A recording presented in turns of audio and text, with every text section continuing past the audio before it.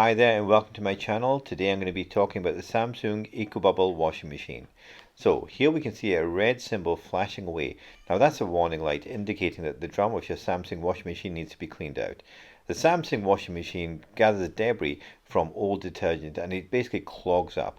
Now if left alone, this will start to make your washing machine smell and can also discolor the clothing with little black markings. So what we're going to do is show you how to actually clean it out. So the Samsung washing machine should actually have this Eco Drum Clean run every 40 wash cycles. Sometimes it requires it a little bit sooner, and that's when you get the red symbol flashing. So that's the drum there. So we're going to go down to the display panel, and you will see the little jog dial here. And we're going to move it all the way around to the bottom right where it says the Eco Drum Clean. Okay, now this will run at a special cycle. You don't need washing powder for this. It's going to run at 70 degrees Celsius for 1 hour 44 minutes. Now just close the door, switch it on and let it do its thing. Afterwards, that's your washing machine cleaned.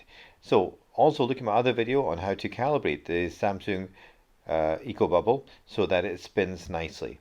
And of course, do subscribe and leave a like and a comment. Thank you so much.